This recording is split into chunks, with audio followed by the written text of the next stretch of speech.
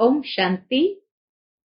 आज 12 अक्टूबर 2021 के मधुर महावाक्य सुनेंगे और आज की मुरली में बाबा हम बच्चों को ये श्रेष्ठ स्वमान देते हैं कि बच्चे तुम महावीर हो। महावीर अर्थात जो माया के तूफानों से लड़ने वाले नहीं, परंतु हर तूफान में अचल अडोल रहने वाले। बाबा कहे बातें तो आती रहेगी। ब्रह्मा बाबा के सामने भी अनेक बातें आई, लेकिन ब्रह्मा बाबा को किसी भी बात में रंज नहीं हुआ, क्योंकि बाबा को ये नशा था कि सतयुगी स्वराज्य का वर्षा लेना है। और इस नशे से हर बात को यही समझा नथिंग न्यू। तो कोई भी बात बाबा को हिला नहीं सकी। तो बाबा कहे ऐसे ही तुम्हें भी नशा रहना चाहिए और नथिंग न्यू ये पाठ को पक्का रखना चाहिए। कोई गाली भी दे तो भी तुम्हें दुखी नहीं होना है, लेकिन मुस्कुराते हुए आगे बढ़ना है। सुनते हैं बाबा के मधुर महावाक्य। ओम शांति। मीठे बच्चे महावीर बनो। माया के तूफानों से लड़ने के बजाय अचल अडोल बनो। प्रश्न है, ब्रह्मा बाबा के सामने अनेक हंगामे होते हुए भी कभी रंज नहीं हुए, अर्थात दुखी नहीं हुए। क्यों? ब्रह्मा बाबा के सामने अनेक हंगामे होते भी कभी रंज नहीं हुए। क्यों? उत्तर है, क्योंकि बाबा को नशा था कि हमें बाप से वर्षा लेना है। यह तो सब कल्प पहले मुआफिक हो रहा है, नथिंग न्यू। गालियां तो सबसे अधिक बाप को मिली, फिर कृष्ण को भी गाली देते हैं। अगर हमें भी गाली खानी पड़ी तो क्या बड़ी बात। दुनिया हमारी बातों को जानती ही नहीं तो जरूर गाली देंगी, इसलिए कोई भी बात में रंज नहीं हुआ। ऐसे ही फॉलो फादर। आज की मुरली से पहले गीत बजा है, भोलेनाथ से निराला और कोई नहीं, ऐसी बिगड़ी को बनाने वाला और कोई नहीं। ओम शांति। यह भक्ति मार्ग वालों का गीत है। ज्ञान मार्ग में गीत आदि नहीं गाया जाता है, न बनाया जाता है, न जरूरत है, क्योंकि गाया हुआ है। बाप से सेकंड में जीवन मुक्ति का वर्षा मिलता है। सेकंड में जहां जीवन मुक्ति का वर्षा मिलता है, तो बाबा कहे हमें कोई गीत गाने की आवश्यकता नहीं। उसमें गीत आदि की कोई बात ही नहीं। तुम जानते हो, हमें बेहद के बाप से बेहद का वर्षा मिलता है। जो भक्ति मार्ग की रस्म रिवाज है वह इसमें नहीं आ सकती। जो भक्ति मार्ग की रस्म रिवाज है वो ज्ञान मार्ग में नहीं आ सकती। बच्चे कविता आदि बनाते हैं, वह भी औरों को सुनाने के लिए। वह भी जब तक तुम नहीं समझाओ तब तक कोई समझ न सके। उन कविताओं का भावार्थ भी कोई समझ न सके। अब तुम बच्चों को बाप मिला है तो खुशी का पारा चढ़ना चाहिए। बाप ने 84 जन्म के चक्र का नॉलेज भी सुनाया। बाबा ने आकर हमें 84 जन्मों का चक्र का नॉलेज भी सुनाया है। खुशी होनी चाहिए कि अभी हम स्वदर्शन चक्रधारी बने हैं। बाप से विष्णुपुरी के मालिक बन रहे हैं। निश्चय बुद्धि ही विजयंती। जिसको निश्चय होता वह सतयुग में जाएंगे ही। तो बच्चों को सदैव खुशी रहनी चाहिए। Follow father. बच्चे जानते हैं, निराकार बाबा जब से इस तन में प्रवेश हुआ है तो इनके पास भी बड़े हंगामे हुए। ब्रह्मा बाबा के पास भी बड़े हंगामे हुए, भाइयों के झगड़े, शहर के झगड़े, सारे सिंध के झगड़े चले। बच्चे बड़े हुए, कहेंगे जल्दी शादी करो, शादी बिगर काम कैसे चलेगा। गीता पढ़ना मिस नहीं करते थे।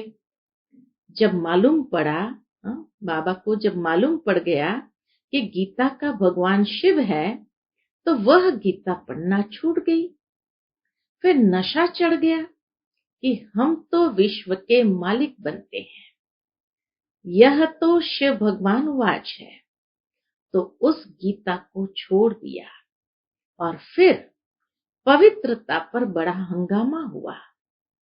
भाई, काके, चाचे आदि कितने थे। इसमें बहादुरी चाहिए ना।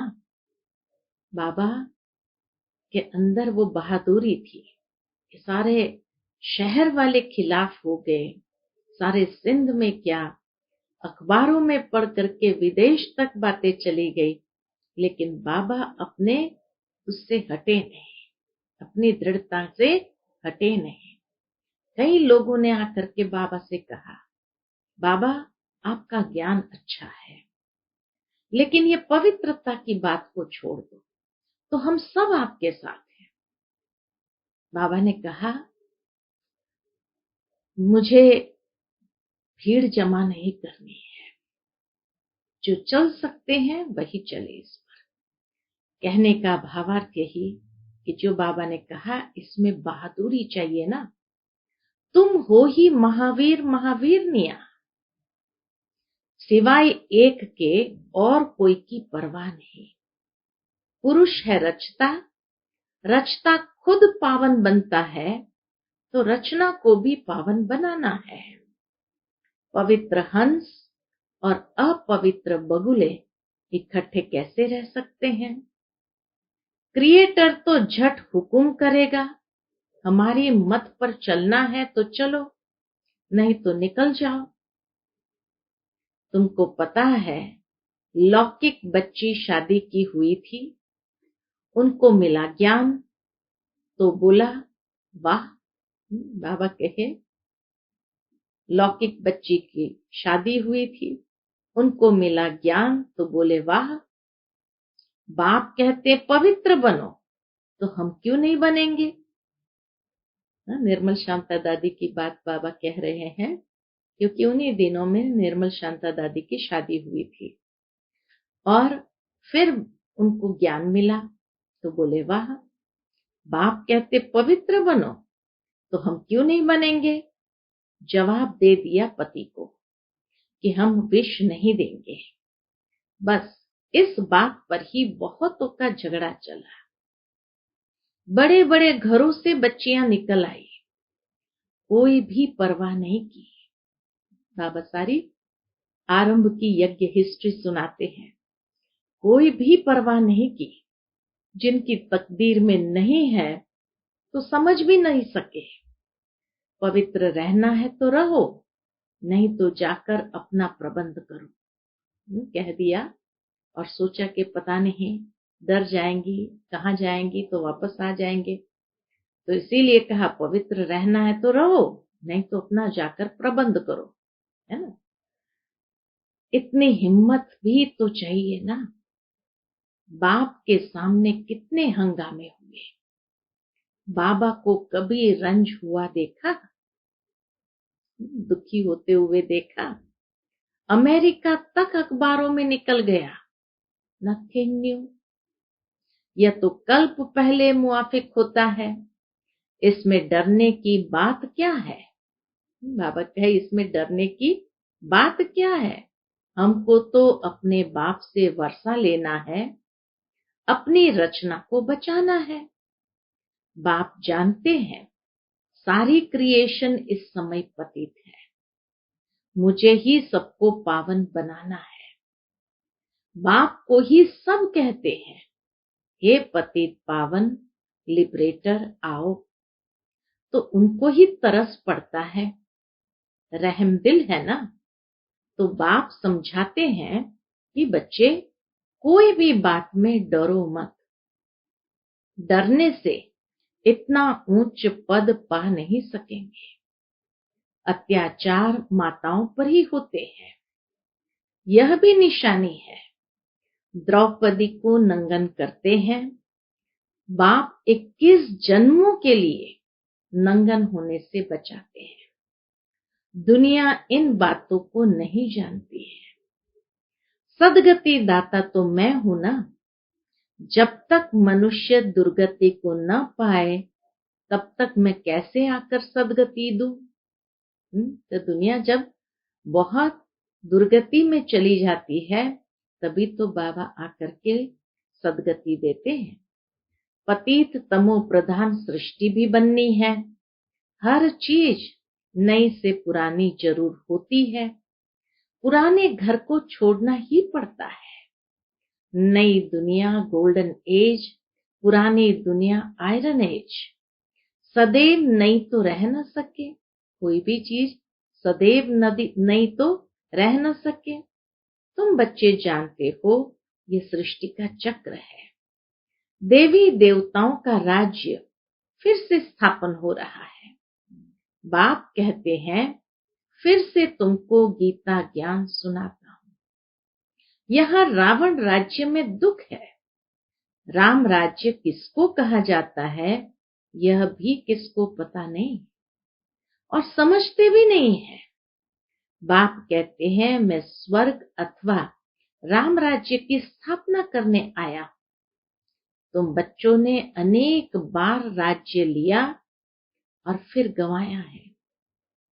यह सबकी बुद्धि में है। 21 जन्म सतयुग में रहते हैं। उसको कहा जाता है 21 पीढ़ी। अर्थात जब बूढ़े होते हैं तब शरीर छोड़ते हैं। तो 21 पीढ़ी का सुख है। अकाले मृत्यु कभी होती नहीं। अब तुम जैसे त्रिकालदर्शी बन गए हो। अभी तुम जानते हो हम जन्म जन्मांतर भक्ति करते हैं। रावण राज्य में भी भपका देखो कितना है।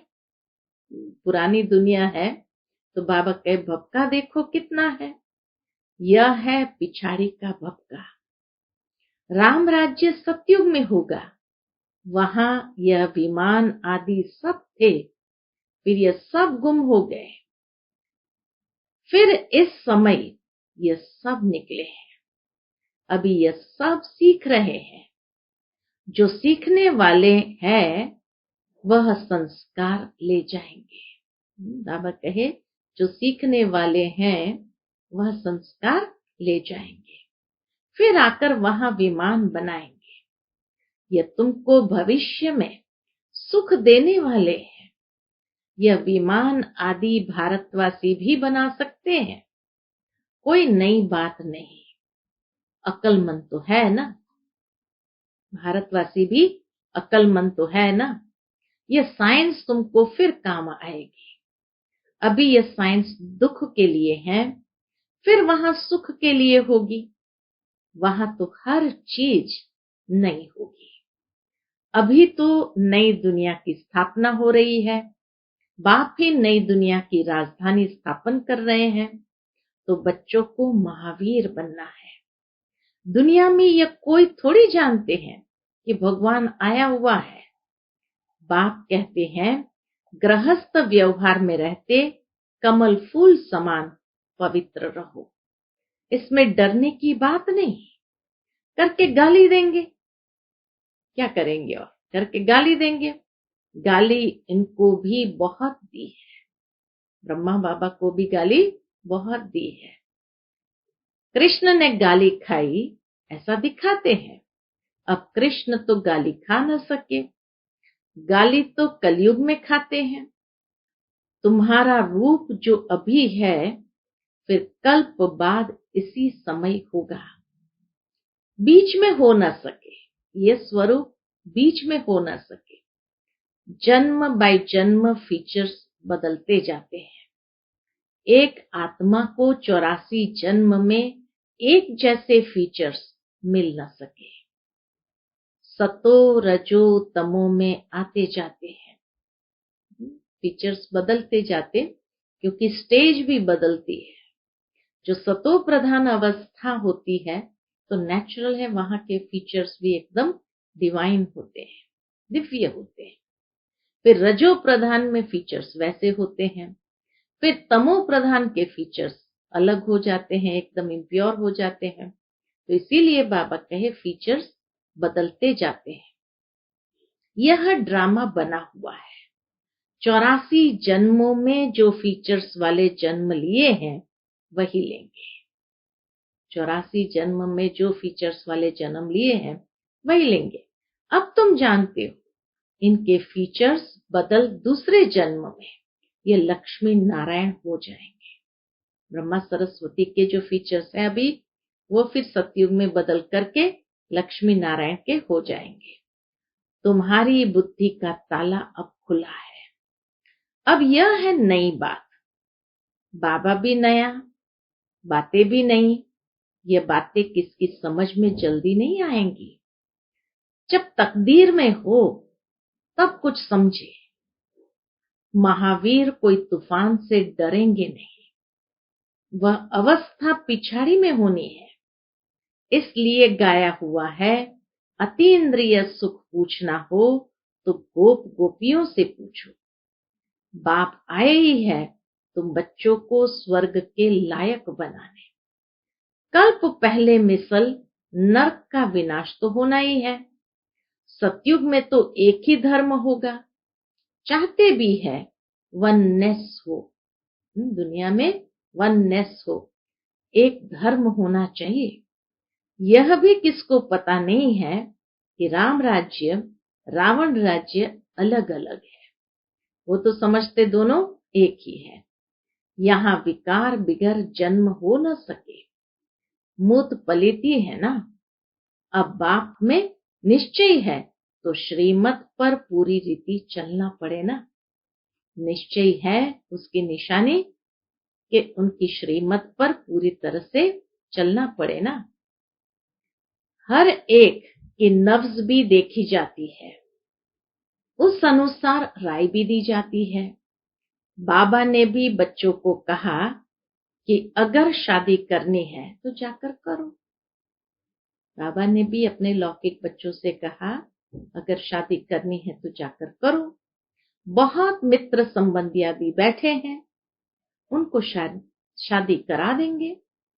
लेकिन बाबा ने अपने यज्ञ में जो स्वाहा कर दिया एक बार, फिर कभी भी कहीं पर भी उस धन को लगाया नहीं। तो इसलिए बाबा ने कहा, बहुत मित्र संबंधी आदि बैठे हैं, उनको शादी करा लेंगे। तो हर एक की नफ्स देखी जाती है।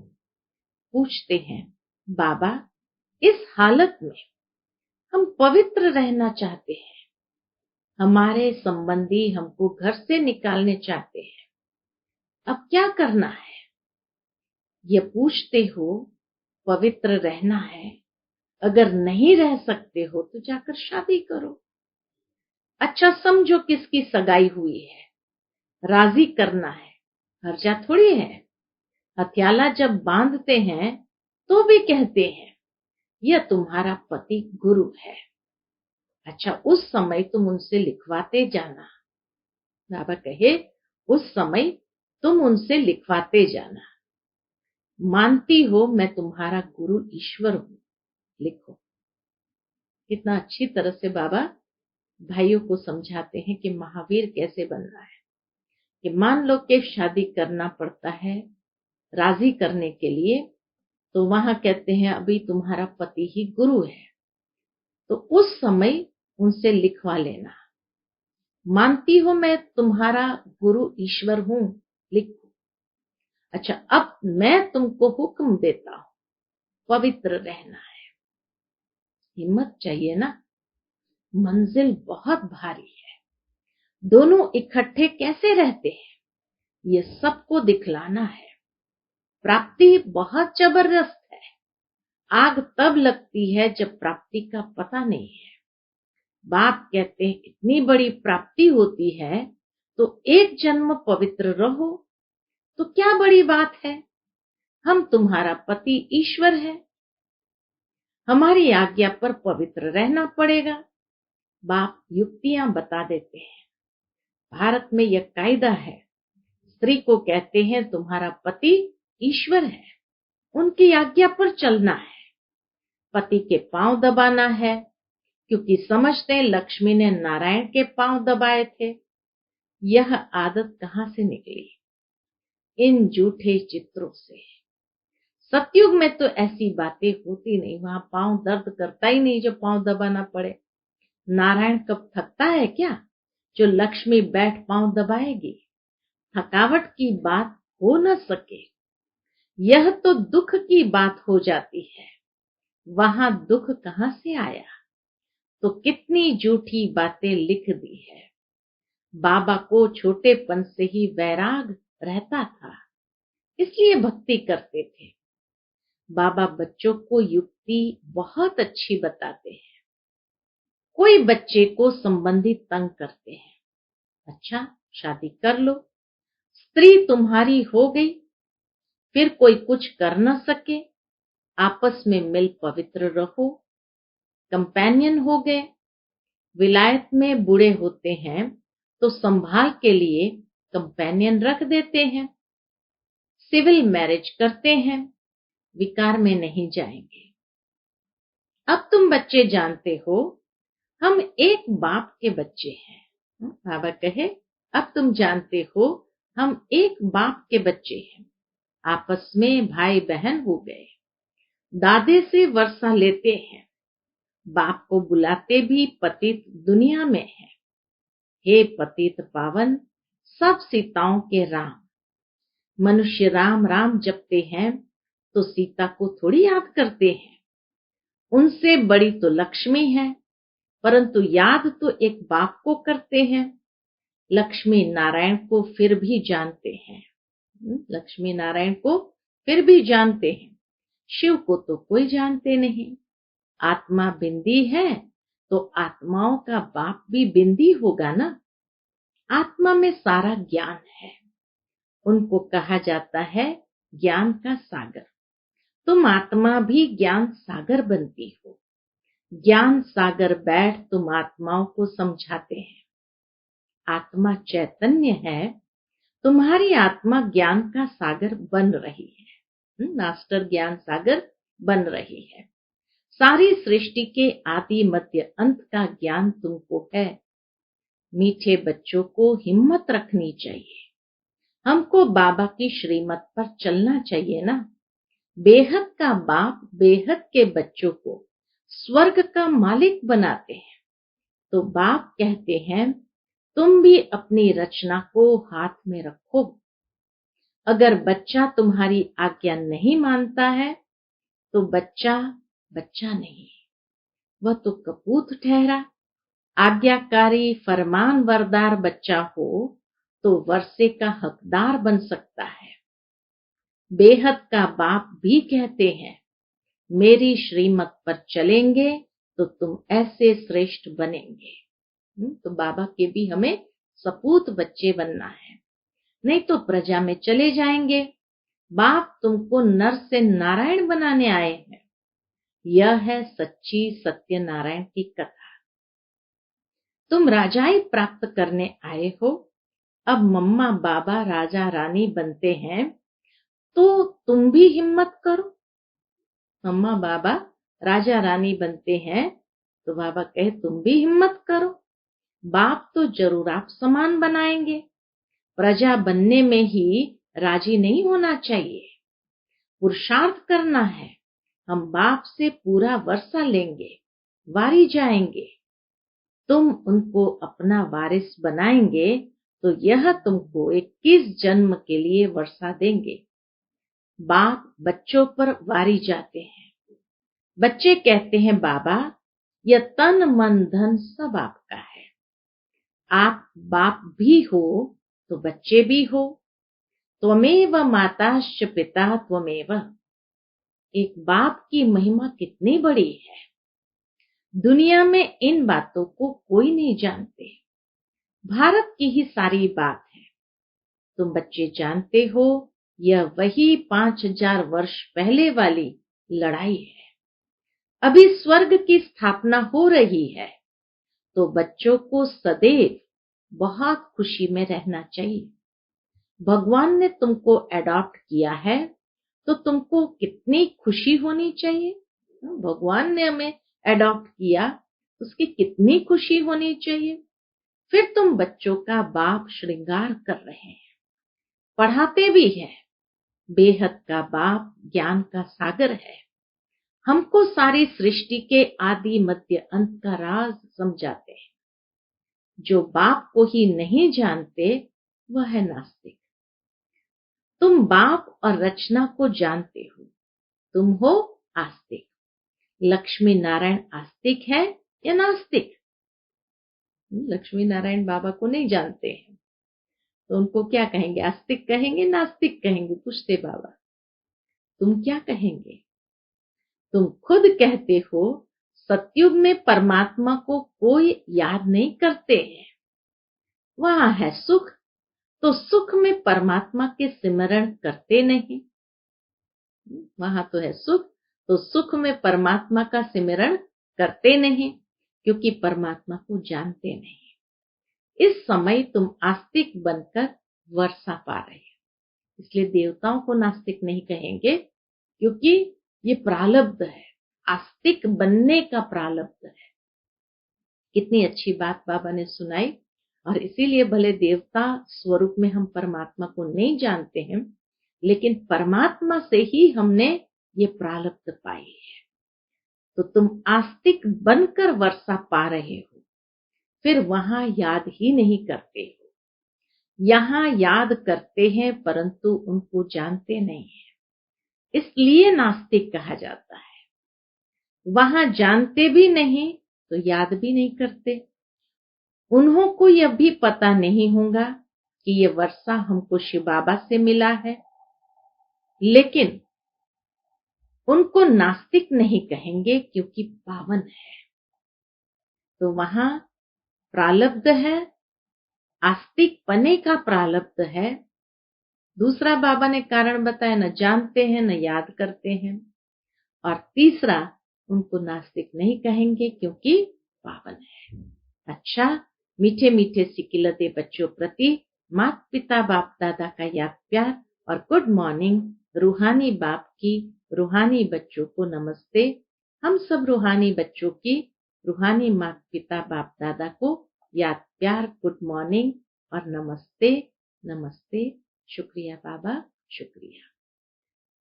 धारणा के लिए मुख्य सार है, पहली पॉइंट, श्रीमत पर चलने की पूरी पूरी हिम्मत रखनी है। किसी भी बात में डरना व रंज यानी नाराज नहीं होना है।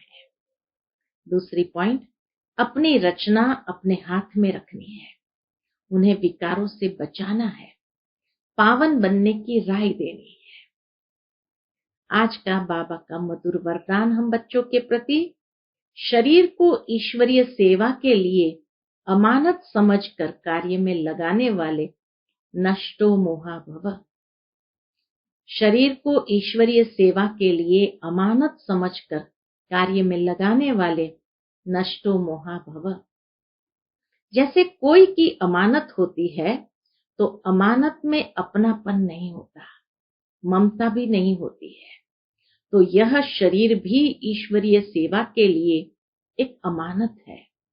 यह अमानत रूहानी बाप ने दी है तो जरूर रूहानी बाप की याद रहेगी। अमानत समझने से रूहानियत आएगी, अपनेपन की ममता नहीं रहेगी। यही सहज उपाय है निरंतर योगी नष्टो मोहा बनने का। तो अब रूहानियत की स्थिति को प्रत्यक्ष करो। आज का स्लोगन है, वानप्रस्थ स्थिति में जाना है तो दृष्टि वृत्ति में भी पवित्रता को अंडरलाइन करो। वानप्रस्थ स्थिति में जाना है तो दृष्टि वृत्ति में भी पवित्रता को अंडरलाइन करो। अच्छा, ओम शांति।